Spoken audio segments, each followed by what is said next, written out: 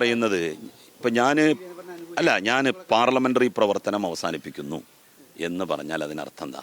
എനിക്കിനി താല്പര്യങ്ങൾ ഒന്നും ഇല്ല എന്നുള്ളതാണ്. എനിക്കൊരു ബോർഡ് ചെയർമാൻ പോലും ഇനി ആവണ്ട എൻ്റെ ജീവിതത്തിൽ. അപ്പം അങ്ങനെ പറയുന്ന ഒരാൾ എനിക്ക് ആരോടും യാതൊരു ബാധ്യതയും കടപ്പാടും ഉണ്ടാവേണ്ട കാര്യമില്ല.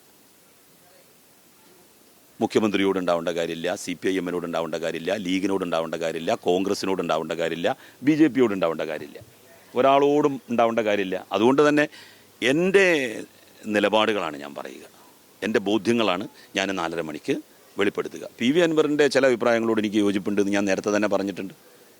ചില അഭിപ്രായങ്ങളോട് യോജിപ്പുണ്ട് എന്നാണ് പറഞ്ഞത്. എന്നാൽ ചില അഭിപ്രായങ്ങളോട് ശക്തമായ വിയോജിപ്പുണ്ട് എന്നും ഞാൻ പറഞ്ഞിട്ടുണ്ട്.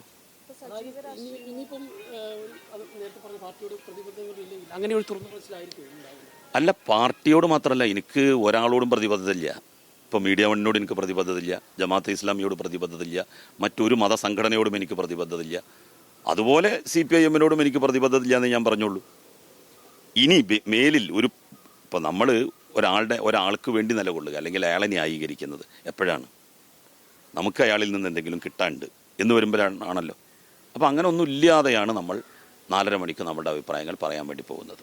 Wait and see. നേരത്തെ ഈ PV അൻവറുമായി വിഷയത്തിൽ ADGP വരെയുള്ള കാര്യങ്ങളെ അദ്ദേഹത്തോട് യോജിക്കുന്നു പറഞ്ഞു. അതിനപ്പുറത്തേക്കുള്ള കാര്യങ്ങൾ ഇന്ന് തുറന്നു പറയും. അതെ, അതിനപ്പുറത്തേക്കുള്ള കാര്യങ്ങളിൽ ഞാൻ യോജിക്കുകയാണോ വിയോജിക്കുകയാണോ ചെയ്യുന്നത് എന്നുള്ളത് പറയും. CPM സഹയാത്രികനായി തന്നെ തുടരുന്നു. CPIM സഹയാത്രികനായി തുടരാനാണ് എൻ്റെ ആഗ്രഹം. പാർട്ടി പറയുന്നത് വരെ, പാർട്ടി എന്നോട് ആവശ്യപ്പെടുന്നത് വരെ എൻ്റെ സേവനം ഞാൻ കൊടുക്കും. ഞാൻ എവിടെയും ഇടിച്ചു കയറി ചെന്നിട്ട് എൻ്റെ സേവനം കൊടുത്തിട്ടില്ല, ആർക്കും നൽകിയിട്ടില്ല, ഇനിയും അത് നൽകൂല.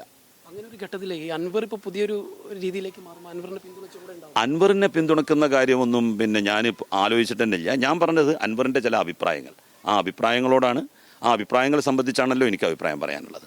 നമുക്ക് വൈകുന്നേരം കാണാം.